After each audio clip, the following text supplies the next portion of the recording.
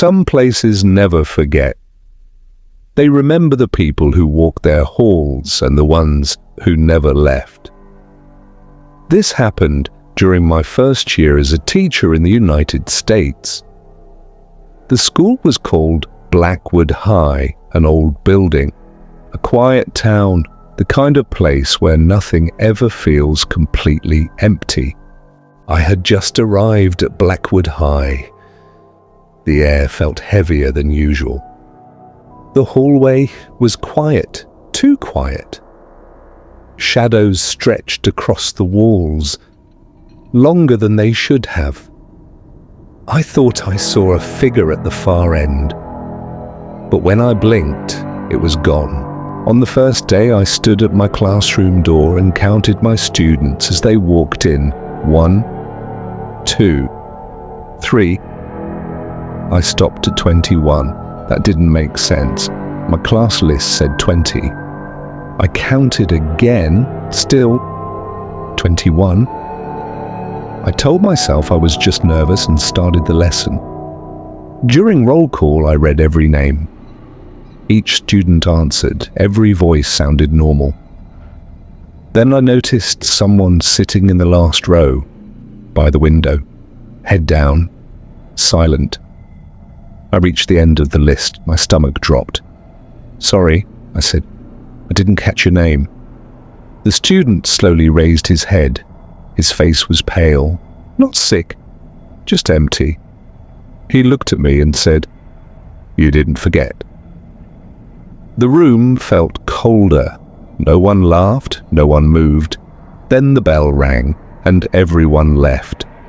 At lunch, I went straight to the main office. They checked the records. Classroom 214, morning period, exactly 20 students, no extra names, no mistakes. I pointed at the seating chart, and there's someone sitting in the last seat. The secretary stared at the screen, then at me. That seat hasn't been used in years. When I returned to the classroom, the seat was empty. No backpack, no books, just an old desk covered in dust. I asked the students if anyone had been sitting there earlier. They all looked confused. One whispered, "That seat's always empty." That night I couldn't sleep. I searched the school's history online, and that's when I found it. An article from 1912. A student named Elias Moore disappeared during class, never found. Last known location, room 214, last row, by the window. The next morning, I arrived early. The classroom was dark, silent. On the last desk, I saw something carved into the wood, a name, fresh. My name. Behind me, a voice whispered, "Now you're enrolled." I left the school that morning, but I could still feel it. The empty desk, the pale eyes, they weren't gone. That night, when the wind rattled my window, I heard it again. A whisper, soft but certain.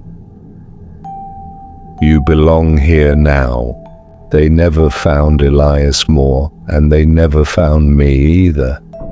So if you ever visit Blackwood High, count the students carefully, because there's always one more than there should be.